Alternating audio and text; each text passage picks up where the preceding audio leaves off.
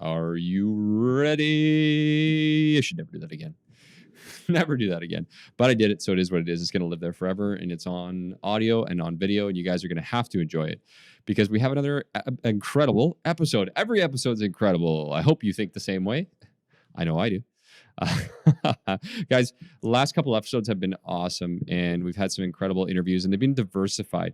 One of our goals for the podcast in season 2 is to diversify the different types of episodes. We have investment experts, we have real estate experts, we have real life people, we have us continuing to talk about real estate in Canada.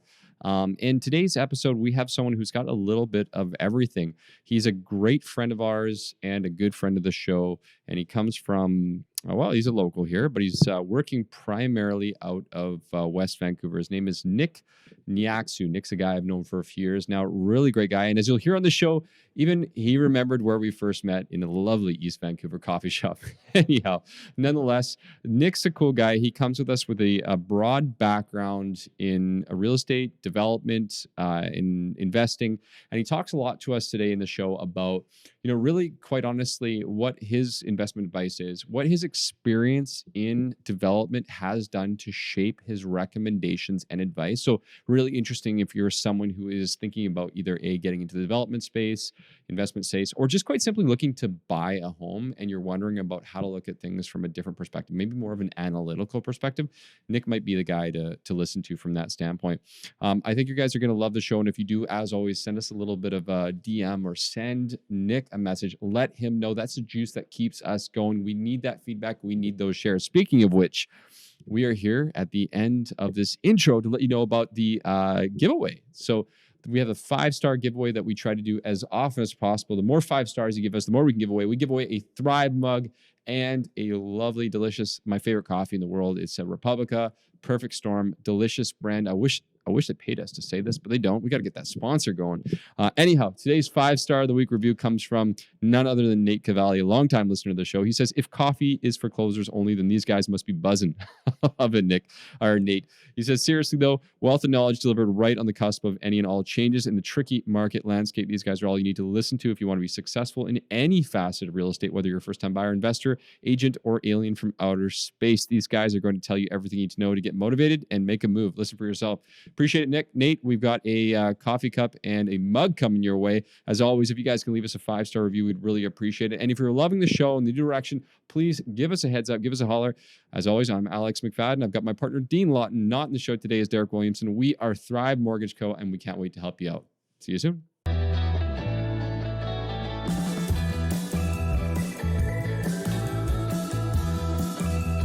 What's up, guys? You are listening to the YVR REMO show, where we talk all things Vancouver real estate and mortgages, take boring topics and make them interesting. Make sure to stay tuned to listen to everything you need to know how to put cash back in your pocket, create wealth in real estate, and simplify the complicated. Hey, thanks for joining us down here at the studio today, buddy. Really appreciate you coming down. Yeah. A special trip for us today. I know where the magic is. This is great. I love your studio. Thank you very much, man. We've known each other, believe it or not, 3 years now, 3 whole years. Mm-hmm. It's been an awesome ride between, I don't even remember where we met or when we met. I feel like it was another interview or something of that. Coffee shop in East Vancouver. Man, you're good. Yeah, there you go. This is all right. I'm gonna just walk out of the room now.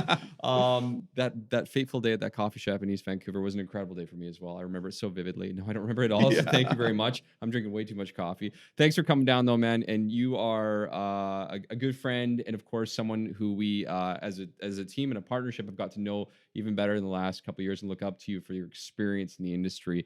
For anybody listening to the podcast right now, we're actually talking about a gentleman named Nick Neacsu. Nick, welcome to the show. Thank you so much. Appreciate you inviting me here to your studio.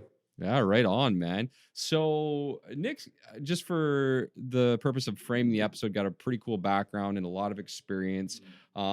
He's at Angel Hasman, which is in West Vancouver.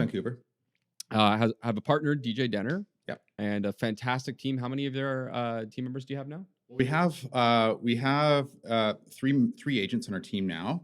We have an assistant, and we also have a brand new marketing hire that just does marketing, social media marketing, flyer marketing. So she's dedicated to that. So we can do what we do best. Cool. That's really awesome. cool. That's really cool. I mean, obviously we have Paul on our team who's taking care of a lot of the back end stuff. So really Yeah. cool to hear you guys committing to that. That's big. So Nick, one of the biggest reasons that we asked you to come on the show, besides our personal relationship and professional relationship, is obviously your wide variety of experience. But you've got Hmm. a pretty cool background, man. I don't want to tell the story for you per se, but talk to us briefly about your previous career Right. before real estate and how that helps Yeah. you today. Well, my previous career was in real estate. I was actually a real estate development manager or project manager. So I would be sort of given a task from the company, take this piece of property and let's develop it to its highest and best value. So when I was 27, 26, I took that job and it was a junior project manager. So I got the worst projects, let's say. And I was given projects in areas like on Vancouver Island, on Salt Spring Island, or up in Port Renfrew, which is about a 2-hour drive from Victoria. And I would go there every single morning. If I was going to Salt Spring, I'd be catching the 7 o'clock ferry there, coming back on the 7 o'clock ferry back. So it'd be 12-hour days, and running the subdivision and future development, through the process, and just doing what working with surveyors, engineers, planning departments, up talking to the local community and just trying to push the vision through. So anywhere from land development to house construction, and then other projects in town later in my career in that field was row homes, and then low-rise buildings in Victoria. So I have a very diverse background in real estate. Self-taught, never went to school for it. I went to school for marketing. So I taught myself how to build a house, how to do a subdivision, how to get through the process just by doing it and asking questions. Awesome, man. I mean, and so one of the big, I guess, advantages that you have in your space and what you do, whether it's investments or talking to your clients from a purchase standpoint or an investment standpoint of building a property, is that background in development, right? So when we were framing up the conversation for the show right now, we wanted to touch on a few things, your investment experience and what you look for, but also a little bit more about your day-to-day experience. I mean, your office right now is located in West Vancouver, and a lot of the experience that we've talked about in the last few years, although diversified, you've helped a lot of builders and developers really either make money or find out how not to lose money in a crazy West Vancouver market. Hey. I'd say so. So some of the more interesting stories ends up being, when the ones you don't see or hear is the ones when you tell your developer client not to buy the property, even though they want to. So that could be, $3-4 million acquisition, and you're saying don't do it.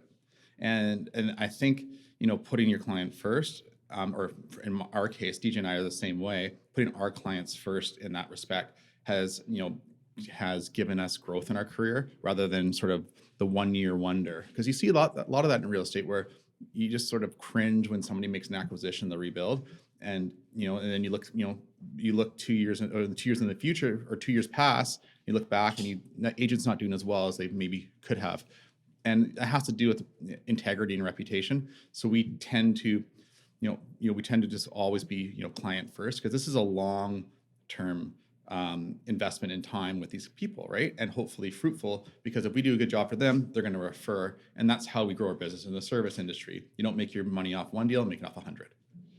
Absolutely true. Yeah, no, it's a good point. It's like, what do you think it makes? Why does an agent go down that road to make that decision and not take the integrity like you do in those cases? Yeah. And I don't know. I try to stay in my own lane and just focus on what I'm doing. And sometimes we get brought in to clean up messes, and we do.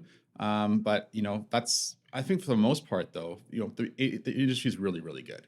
But it's like you see the huge home runs and you see the failures a lot. You don't see the middle ground.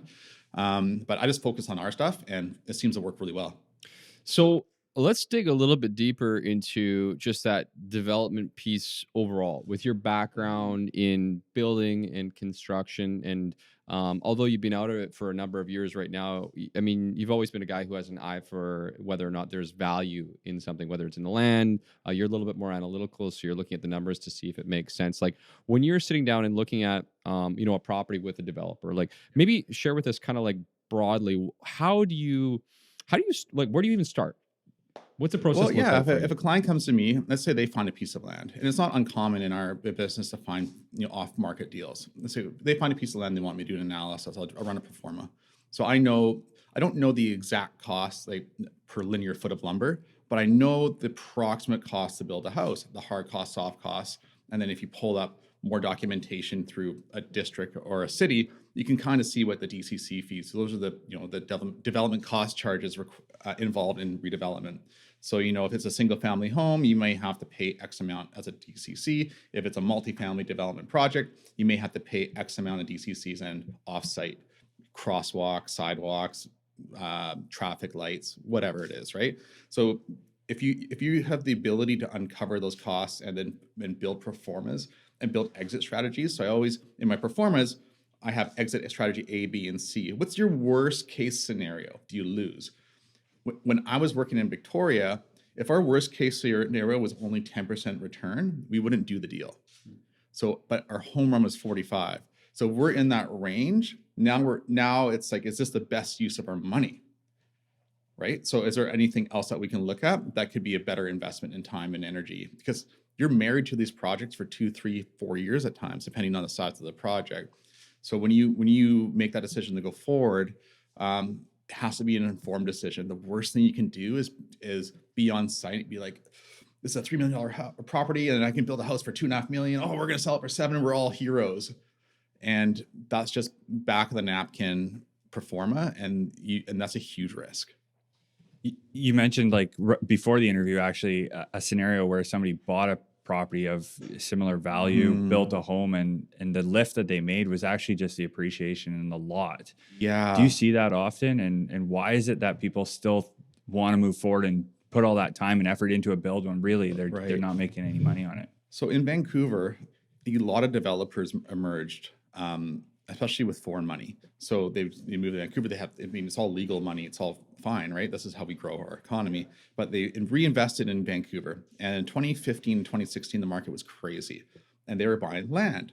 And they were buying land for $3 million, building a house for another $3 million and selling it for $8 million, thinking that they just created $2 million in value in the development. But it wasn't the case. The lot value went up so fast in that 2.5 years it took to finish that project.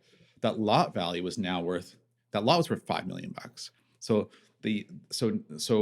But the mistakes aren't seen, or the inefficiencies aren't seen in hot markets. They're seen in recessions. So then when we had that recession about a year ago in new development, especially in West Vancouver, where they had bought the land for $5 million and they built a house for $3 million and they had them sell it for 10 to make money. Well, they're only getting $8 million for their property. They're actually losing money. And that's because the land value went down. The cost of construction probably went up. So with that type of information moving forward into a project, this is where your A, B, and C exit strategies really, really matter, because it accounts for recession and your exit strategy. So as long as you understand that there's a risk associated, but these people thought they were home runs, and now they're losing 2 to 3 years of their time in this earth, and they're losing probably 10%, if not more, of that initial investment. So is that something that, like, going into 2021, seeing how hot the market is in other areas of the Lower Mainland, are you starting to see that come back again, or? 100%. Yeah.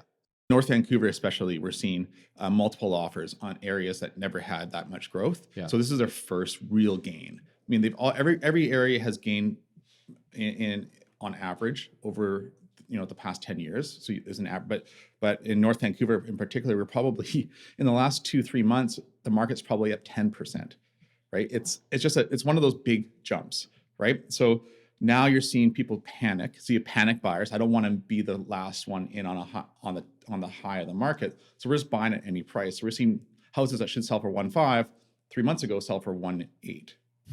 Right. And is this so to drill down a little bit more, we're seeing this a lot with the residential market, with people who are just living in the homes and so forth. So going back to the development piece, you mentioned you obviously run these pro formas, run these numbers, and you've had this experience.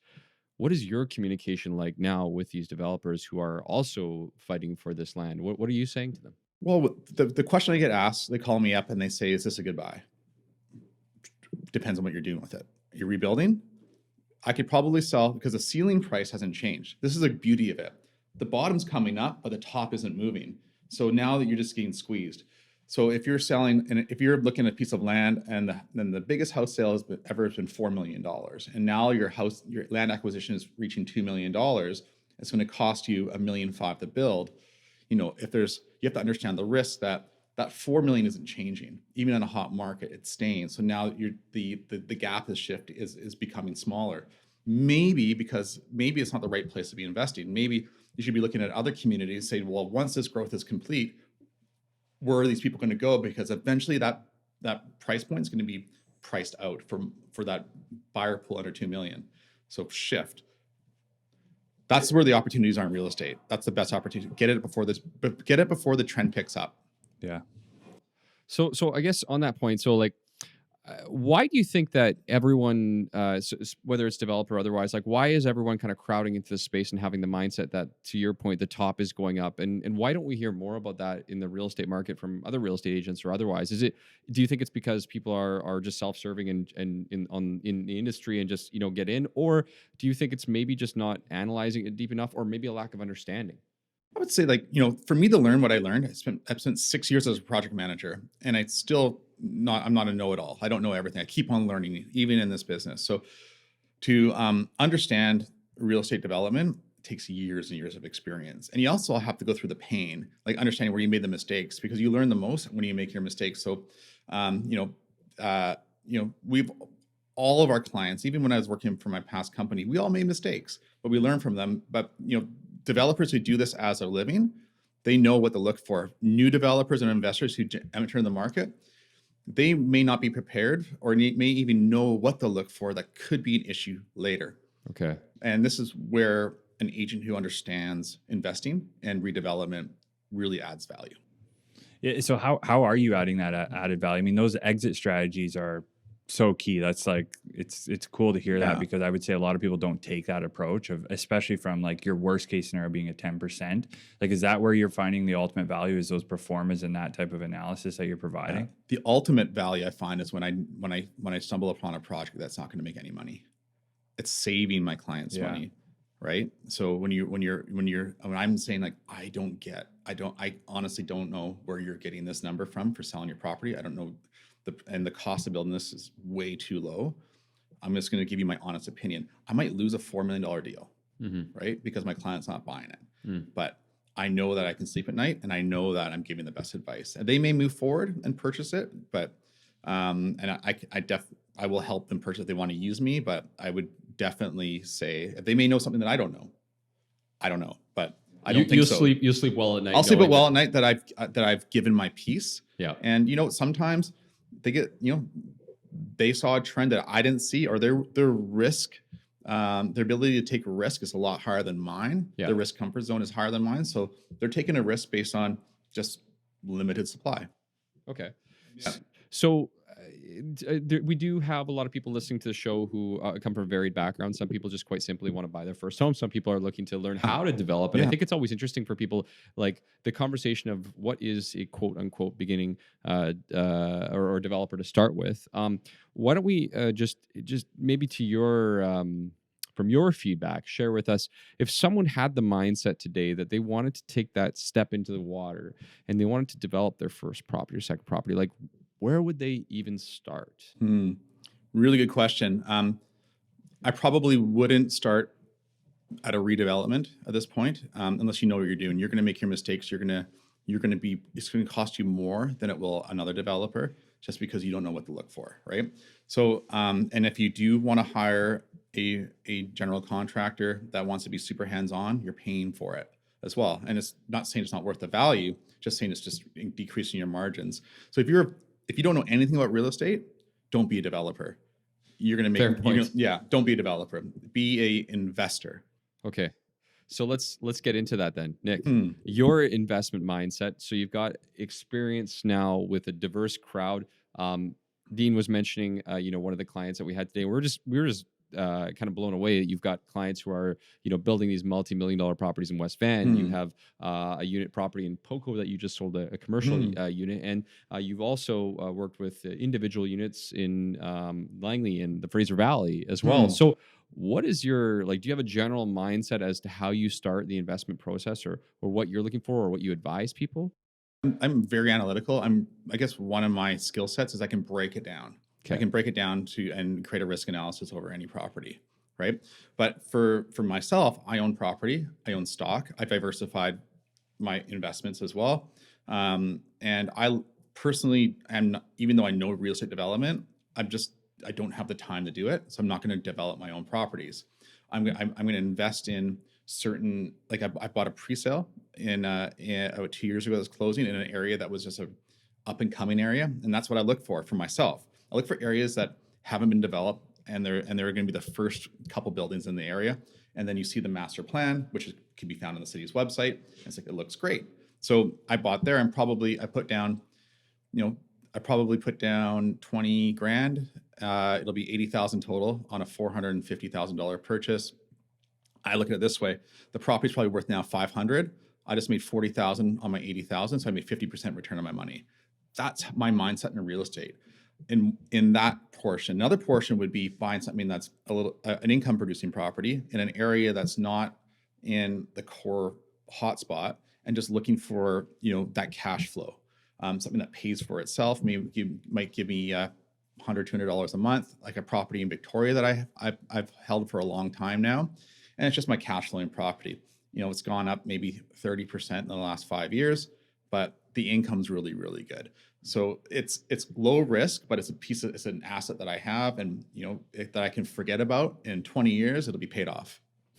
You made a good point about looking at that pre-sale you mentioned, and then Yeah. having the mindset to go look at the community plan, which like a lot of people wouldn't even think to do that. Like Right. what makes you think to do that first and foremost? And how many of your clients like have that thought process, or is it you giving them that hey, here's the feedback, you should go do this?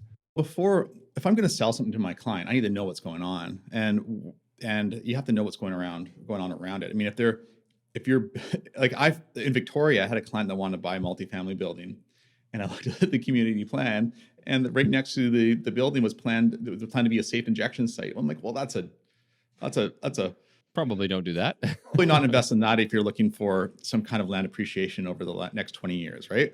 So that's going to hold it back. So we decided not to move forward with that property. But it's really important to be informed of what's going on and how you're going to protect your asset when you make that purchase. The building I bought in, I had 5 other clients buy into as well, but I put my own skin in the game. So if if realtors are also investing, you don't have to invest in every project you sell, but if you're also taking the plunge and willing to do it, it just adds a little bit more confidence to your clientele that you know what you're doing. I got my money on the table too.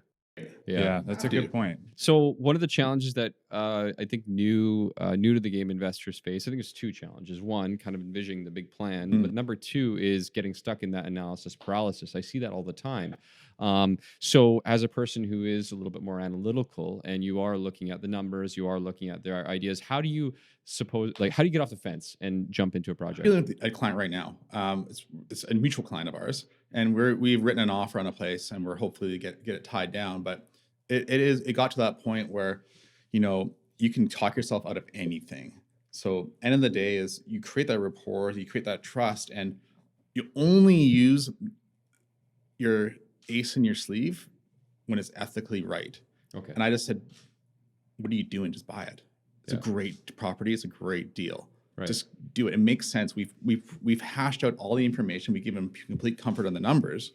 Now it's just like, it's the internal monologue that's saying stop. That fear-based monologue that we all have. But sometimes it can really show itself when you're unfamiliar with that space. And we wrote an offer, and if we can get it at the price that we wrote it at, it'll be a great deal. So basically, you've given yourself the time, you've analyzed the deal, you know where it's good and you know where it's not, and it's just there's a clear for you mindset of, okay, now I just go for it. All the numbers line up.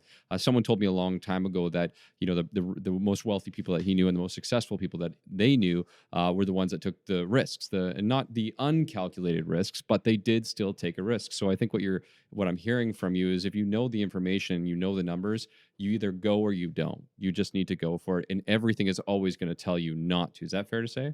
Yeah, there's always going to be that doubt.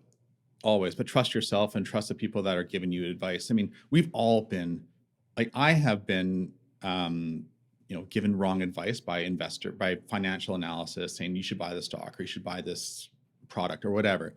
We all make mistakes. You're not going to hit them all out of the park, Mhm. but as long as you see what you've made, the mistakes you've made, or you learn from it, you'll be better for the next round. One other thing is really important for investing: do not risk it all. 20%, maybe 30% of your net worth, maximum. That's it. If you go all in, that's gambling. That's good feedback. That is good feedback. So a couple things that you said that I want to reiterate and just go back on it from a mindset that definitely our listeners should be hearing from this podcast. You said time. You said I wouldn't invest, from your words, or develop, anything right now because it's just too much time. So I look at other opportunities to invest where it's not so much your time. That was really key for me to hear you say that, because we echo that all the time. Put it on an expert to figure out what they're doing and figure out how much time you want to invest. That's really, really key and really, really important. You also obviously broke down the fact that once you have the numbers in hand, you've got to make a decision. The 30% net worth, that's a good one. I really appreciate you sharing that. So I think at this point right now, I guess my biggest question to you, last thing on the investment approach, is there any other final advice that you would put out there to someone who's thinking about just maybe it's that first or second property that they're just trying to figure out, where do I get started? Is there anything else that you would throw out to them to get started or what to look for? Right. One, the nervous feeling that you have when you're about to make a big financial decision in your life, it's normal. Okay. So have support around you, and it's okay to break it down. Yep. And try to find the flaws in the opportunity. Yeah. Right. But at some point you just have to take the plunge. Yeah. Right. So if you control that risk, again, that what's the worst case scenario? What's your absolute worst case scenario? If you know that's your bottom line, Yeah. then if you set that base, then it'll be much better moving forward, because you know what to expect. The reason why people don't invest in real estate because they're afraid, because they don't know. Just find your ground and then make the decision. And if that bottom line is really, really bad, it may not be the right risk tolerance for you. Let's get something that's a little bit less risky. You may not make the return that other people are, but you can sleep at night. Yeah. One of the coolest things about getting to know you is that, again, you work with these multi-million-dollar projects. You also work with these $400,000 condos. So you're very diversified in your approach, but you still have the same ethics as far as how you approach it, which is really, really cool. So if anyone's listening to this and they want to find, someone who has that approach, definitely reach out to Nick, send him a message. I know he'd love to hear from you. He's definitely the kind of person that's more about taking care of you and your needs versus, of course, just getting the deal done. Nick, if you were looking forward and you were to kind of project out for 2021, and you, again, I'm throwing you on the spot here, where would you suggest there could be some opportunities in the marketplace moving forward? Love to hear what that would look like for you. Wow, yeah, that's a really broad question. Okay, so why don't we tighten it up? Why don't we say, if someone was looking to invest in the Lower Mainland and they had a budget of sub $1 million, under $1 million today, in anywhere in the Lower Mainland, what would you say you might consider jumping in? Even in your case, I would look at. I really feel comfortable with City of Langley. I think that's a great area to be investing in, especially with COVID right now. The pre-sale market's down.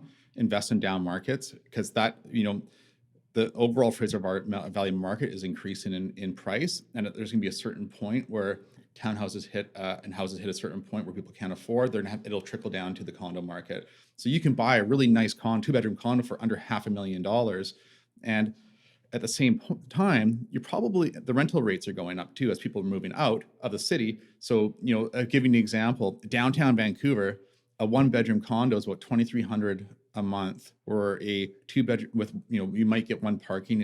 Might be an older building, but it'll be nice but small, 550 square feet. You can get into the 850 square foot mark in Langley for $2,000 a month and rent a really nice condo, a two-bedroom with parking and storage. The value's there. So if you can buy a condo right now in pre-sale for under $500,000 in a growing area, that rental income is only going to go up, and you may be breaking even at $2,000 a month.